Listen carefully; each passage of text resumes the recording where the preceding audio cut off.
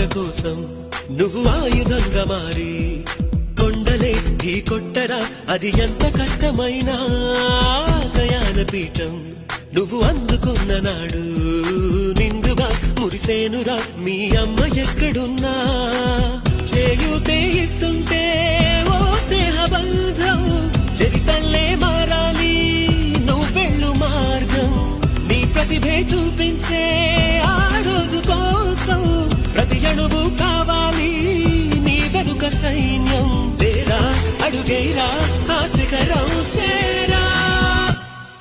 Sanjana versus Emmanuel లో సంజన గారు కూడా చాలా బాగా ఆడారు, చాలా బాగా ఇమాన్యుల్ తో ఈక్వల్ గా ఆడారు. సంజన సూపర్ గా ఆడింది.